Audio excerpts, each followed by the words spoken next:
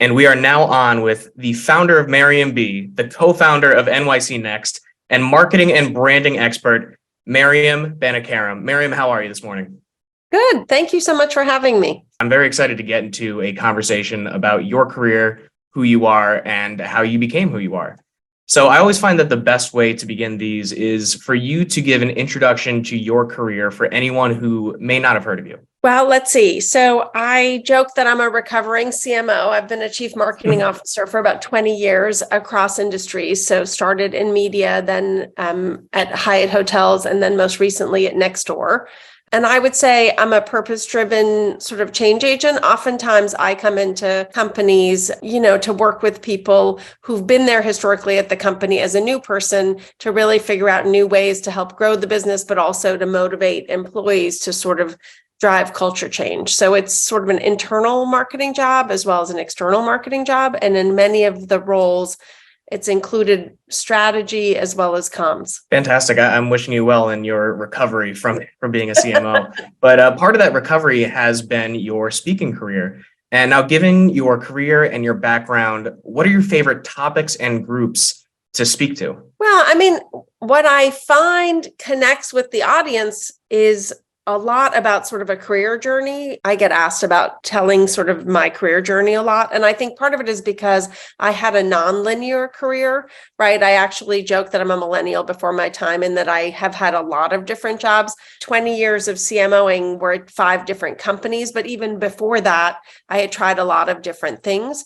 I think one of the things that I think connects with the audience is that I wasn't somebody who sort of had this laid out plan and it, worked someplace for 20 years, that I was able to pivot, right, in a lot of different ways as the world changed, as things changed at a job that I might have been at. And so I think sort of the authenticity of being able to talk about the good, bad, and the ugly is something that particularly as we get more senior, people tend to do less of. And I think that it's really important to be able to use your voice to give people the full picture so that they don't feel alone when they get to these difficult moments in their journey. That's fantastic. As far as those difficult moments in your own journey goes, what really led you to the career that you had post high school, post you having to embrace a new culture? What led to your career? Well, I was a kid who immigrated here at the age of 12, right? I was always the new kid and I was always sort of seeking belonging as somebody who had sort of experienced culture diaspora, right? As a result of leaving Iran in 79. I think for me, I started in marketing kind of by accident. I had a college column that I wrote when I was at Barnard.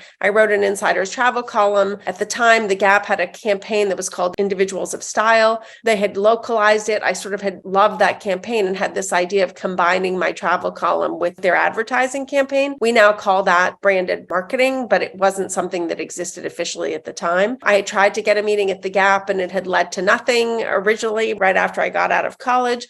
But then fast forward when I was in business school, Mickey Drexler, who was the president of The Gap, came to speak at Columbia to the retailing class, and a classmate of mine saw sort of the mock-up of the book that I had in my bookshelf, and he'd been in the class that Mickey Drexler had come to. It's a crazy story. So he said to me, you should send this to Mickey Drexler. I do. And this is pre-internet, so it went in the mail. And it was finals, and the phone rang, and it was Mickey Drexler, and he said to me, did you do this book? What's your idea? Long story short, I didn't end up going to work at The Gap, but Mickey had his head of recruiting call me. And in that conversation, she said to me, you should really pursue a career in marketing. This is a marketing idea. And I joke that even though I never worked at The Gap, really Susan Cooper, who was head of recruiting at the time, and Mickey Drexler started me on my career. So that's kind of how it started. I had a lot of ideas and I chased them. And sometimes you can chase an idea and think it's going to take you to one place, but really the journey to just chasing it takes you someplace else, right? And I'm a big fan of the idea of just do it.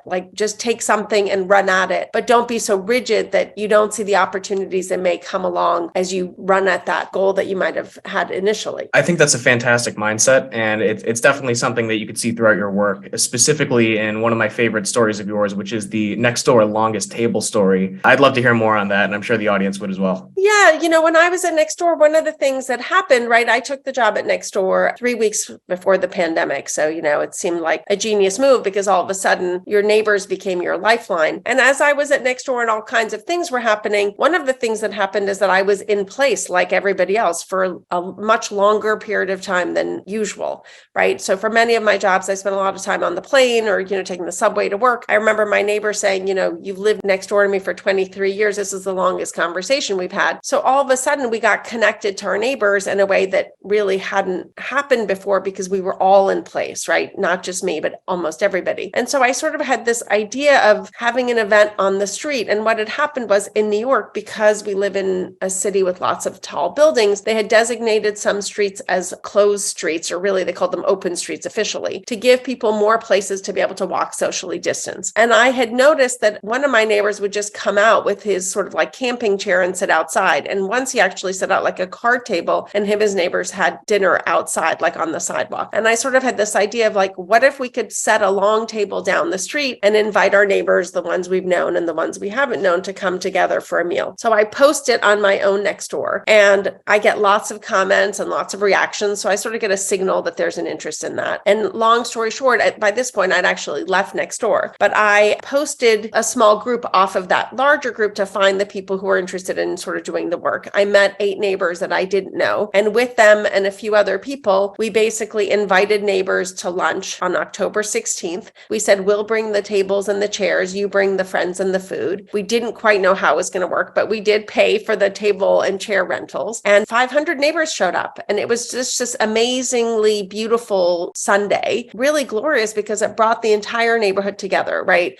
Old, young, the police, the EMTs. We really made a point of inviting everybody in the neighborhood, the whole ecosystem that makes the neighborhood. And we met so many new people. And as people showed up, if they didn't know anybody, you would say like, oh, Nathaniel, can you take Jim at your table and make room? And I think sort of that idea of creating a welcoming environment that was in a public space, which was the street, was really kind of an amazing thing. And it's a simple idea, right? It's a simple idea that anybody can do. I think what's amazing is it's inspired people to do others. Actually, a woman, Dana Jack, just did one in California. We're going to redo ours here in New York and think of other ways that we can build community. I think what we all know is that since the 1960s, there's been really more of a disconnection that's happened in the world. Bob Putnam, the father of the community movement, talks about this a lot. But I think one of the things we learned in the pandemic is how much we needed each other. And I don't just mean on a Zoom call or digitally on a social platform, but in real life, right? So you hear a lot about the loneliness epidemic, the mental health crisis, how people aren't going to go back to work in the way that they used to. That doesn't take away from the fact that we actually need human contact and a way for people of all kinds to feel like there's room and belonging at the table. And I think the thing about the table is it can always get longer. Absolutely. I think that there has never been a more important time for human connection and the thriving of community. If I could ask you a truly subjective question, something that I've noticed in a lot of your work, specifically in that longest table story, is you love New York. And I just want to ask a very, very plain, open-ended question. Why do you love New York? It's true. I do love New York. I came here for college. I often say, as a kid who got moved around a lot, right? You survive a revolution, you get kicked around the world. I think for me, landing in New York was the first place that really made me feel like I belong. I think there's a saying that says there's 8 of every single kind of person in New York, right? So there's no one homogeneous sort of kind of person in New York, other than the fact that there's just immense diversity, immense energy, really the land of possibility. That notion that if you can make it here, you can make it anywhere. That's very much at the core of New York. And I think the fact that this is not a one industry town, that there's just lots of different kinds of people, is really magical. So I always used to make lists of things I was passionate about, like from when I was in college. And New York was always one of those things. So it was something that obviously deeply connected to me. And I think in the pandemic, when I was at Nextdoor, despite being at a pretty intense job that was a tech company, trying to take a tech company public in the middle of a crazy market, when people started saying New York was dead, it felt like a moment to serve the city that had given me so much. And so I sent an email to a handful of friends, and with my husband, Andy, and friend Carolyn, we ended up starting this sort of grassroots movement called New York City Next, where we raised a little bit of money and paid the artists a stipend to perform at a time where the city was really shut down. And we did these pop-ups as a way to just amplify the joy that was New York and to remind ourselves and others about what made New York, New York, right? Sort of the spontaneity, the creativity, the joy that comes from being here. And so that journey, which, the first one we did was right in my neighborhood on the same street we did the longest Longest Table. The second one we did was a moment for Broadway, where we were able to get Bernadette Peters and 24 award-winning Broadway performers to sing on the steps of Times Square. It was just this magical moment because, I think to myself, like a 12-year-old kid who immigrated here, like standing in Times Square with these amazing Broadway performers. And I don't come from that world, right? So I had to like look up all their names. I mean, of course, we all know Bernadette Peters. And for them to be together, and literally it was at the height of the pandemic. So, everybody had face shields and masks. I mean, and they were crying. They hadn't been together since the pandemic broke in March. So that notion that a couple of people can spark a movement and invite others in to really come up with ideas like that and make a difference, it's to me sort of emblematic of what New York is all about, right? And we did 14 of those pop-ups. It led us to then ask Billy Joel for the rights to New York State of Mind, and again, for free as a side hustle, we all came together and made this magical music video of his song, right? That was written at another time that New York had a difficult time. Like all those things to me are really very much at the core of New York and really at the core of any sort of community, right? It takes a couple of doers not to own something, but to really spark something and invite others to make it their own. I think that's one of the things that's got me very interested in sort of my city, right? My city, which can be hyper local down to my neighborhood of Chelsea, or bigger and include the 5 boroughs, the ability to be micro and macro, but also to,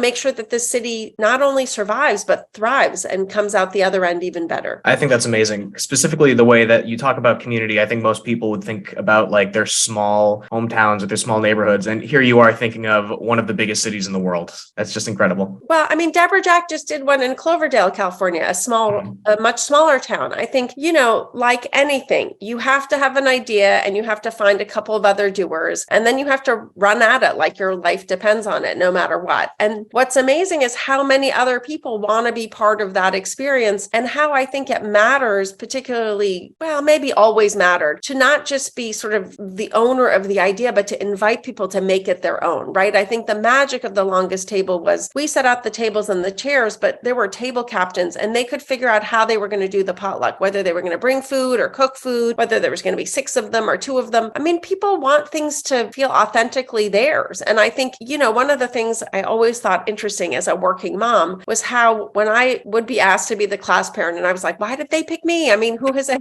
any space? Like, I was just really good at delegating because I also, 1, couldn't do it by myself, 2, kind of enjoyed the idea that other people had a say, right? And that they could come in and expand on it. And I have always believed that I was not the smartest person in the room, and that there were people who were much smarter, that if you invited them in and were open, together we could make, 1 + 1 = 5. And I think that the Longest Table, New York City Next, and in a lot of ways, many of the jobs I've had, where my job has been about connecting things in the organization to things that were happening on the outside, were kind of examples of that. Incredible.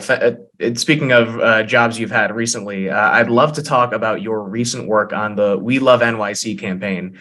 Specifically, how were those values and traits about New York that you just mentioned that you love, how were those incorporated into your work on that specific campaign? We Love New York City really was born out of the work that we ended up doing for New York City Next, in the sense that the Partnership for New York, which really is the sponsor of the We Love New York City campaign, found us as we were doing the New York City Next project. And I think for them, it seemed like this idea of us being able to create work that connected emotionally, and the fact that we were scrappy New Yorkers who just did things, it wasn't really any of our day job. I think they responded to the grassroots nature of what we had initiated. And I was at Nextdoor when Kathy Wild, who runs the partnership, came to me and asked me to go to a meeting with her, with one of her members. And they were suggesting to her that really the partnership needed to lead an effort to help bring back optimism and civic energy to New York City. And she said, oh, meet Maryam. And really that's sort of how the next phase came to be. And like I said, for me, when I went to Nextdoor, I knew it wasn't a forever job. And I knew that, I was there to help take the company public. And on the other side of that, this opportunity showed up. And it was really a moment to serve in an even bigger way than sort of New York City Next, which was my side hustle. And again, I did not do this by myself. There was a core group of people, an amazing creative agency founders, an amazing digital agency, and so many others, frankly, who along the way helped us imagine how we might be able to have some sort of an impact on New York City, which, again, is big. And this time even bigger because the partnership really was behind this. But again, no taxpayer dollars, a very small amount of cash, sort of a scrappy idea of reminding New Yorkers why we love the city. And, I think one of the things I also think is interesting is I Love New York, which is an amazing campaign, was really born by Mary Wells, who was head of Wells, Rich and Green, an ad agency, and Milton Glaser, who designed the mark. And so they did this at a time where New York was having a difficult time. It was really a tourism campaign at that time to try and get people to come to New York. For us, this was a campaign aimed at New Yorkers. We believe that if you make the people who are here and who commute here and live here feel better, it'll emanate out. So we wanted to take that mark and actually make it for New York City, not for New York. And we really believe it's a moment for we and not me or I. And then taking the heart and playing with it and animating it for the world that's much more 3D than it was when Mary Wells and Milton Glaser was doing the work was a really deliberate decision. Now, any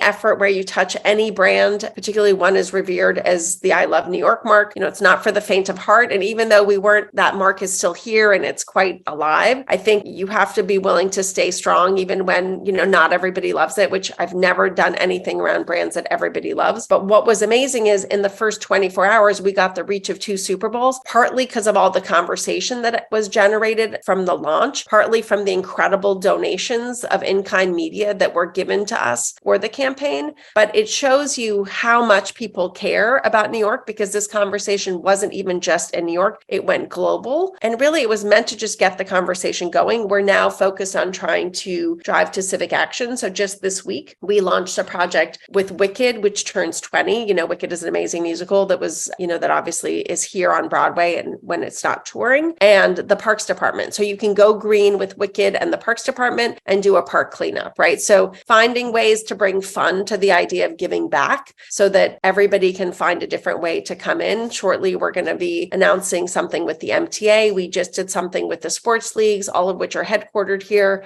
where a couple of the sports legends came to Saturday Night Lights event where the kids were playing. There's just lots of different ways to help your city. And so, I say, like the mark, don't like the mark. It doesn't matter. Just do something. This is a moment where I think we all need to be doing something, whether we live in Cloverdale or in Chicago or in New York. That's fantastic. You are nonstop, Maryam. I feel like you are constantly doing a dozen projects at once. You kind of dipped into some advice there. So I think I just want to ask you very plainly, the workforce has changed so much, even in the last 5 years. What advice do you have for young people entering the workforce for the first time who are going into marketing or branding? What advice would you give to someone who's beginning their career right now? Well, I have a 24-year-old daughter and a 22-year-old daughter, a son, Nikki and Natasha. I think you have to go for it. I think you have to be willing to get in and do the work. I think we're going to live in a hybrid world of work, but I also think it really matters to go into the office. Again, as a young person coming up, so much of what I learned was the soft skills of how things worked in a setting that was not my living room, which, really matters.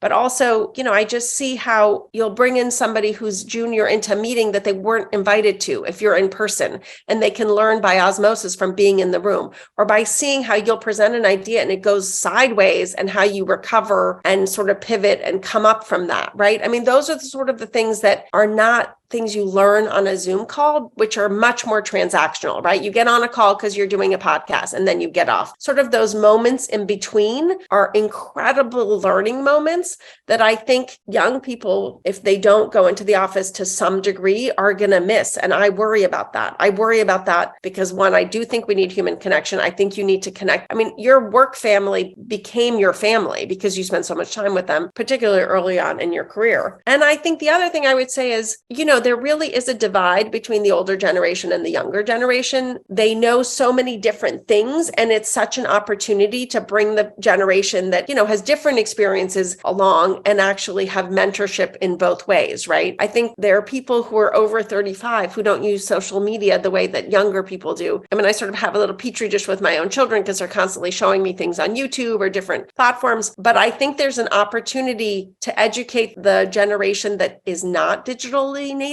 and also learn from them, because the experiences that they've gained are life lessons that can benefit the younger generation as they, sort of begin to fly. So you talk about what you think should happen, but what do you think actually will happen? Do you think that remote work is too convenient for a large population where it won't go back to the way that it was? Or do you think that we're going to see remote work stick around for decades? Well, I think the genie's out of the bottle on remote work. I think we've learned how to work remotely, and people, it's like habits. We've now been doing it for a long time. I don't think it's going to go away completely. Do I think that maybe we'll go to a 4-day work week or people will have flexibility in a way that didn't exist before? I do. I think that there are definitely just more need for flexibility that we now know we can accommodate, whether it's somebody who needs to take care of an elder parent or a child, or even just more need for people to have time to, have mental health breaks, right? I mean, just a number of times I had somebody who said to me, like, I need to take a mental health day or mental health week,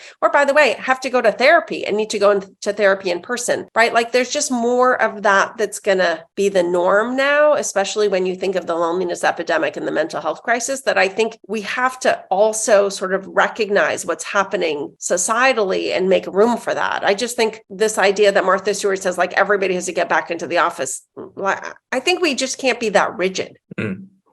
So it's definitely got to be collaborative going forward. I think so. I mean, I think that, look at how much we learned to innovate in the midst of the pandemic, how quickly people learned to do Zoom and Slack and all kinds of other things. I think if we put that same energy to figuring out a new model, it's there. I know of people who have given up office spaces altogether and now just once a quarter for a week get all their employees together for like a massive offsite. I mean, there's just different ways. I'm not suggesting that's the way. I personally still like going into the office. And I do think that even as I see young people, I think coming into the office a couple of days a week really does make a difference because you actually interact differently and see different things. So I don't know that I have the silver bullet answer. What I know is that there is no, when I was growing up in the work world, like I used to have to sleep under my desk. I think that no longer is the norm. And you know what? That's probably a good thing. Absolutely.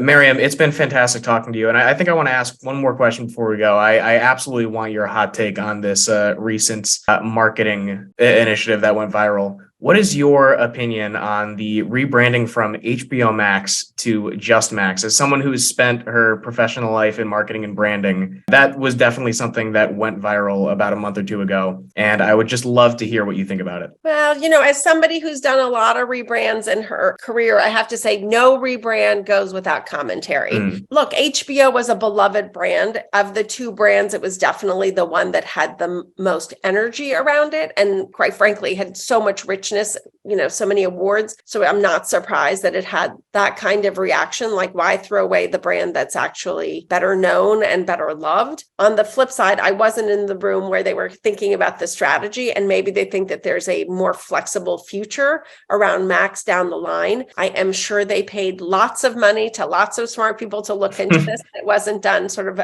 as a fly by night. I think it's much harder today to tell the story about why you're making those decisions, because what happens is we do live in sort of bubbles where one person will write a story and not actually explain the rationale behind it. And then that story just takes off and goes viral. So I'm going to give them the benefit of the doubt that they probably did, put a lot of thought and strategy into that decision. That being said, those of us who grew up with HBO are always going to miss that.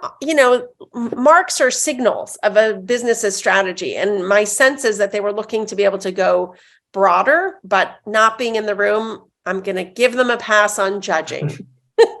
I have to say, thank you for the most grounded take I've heard out of the hundreds of takes that I've read from being on Twitter too much. Well, that's kind of one of the things we know about Twitter, right? Yeah, exactly. Oh, no, it's par for the course. Maryam, I want to thank you again for taking time out of your morning to have a conversation with me. This was fantastic. Thank you again for having me.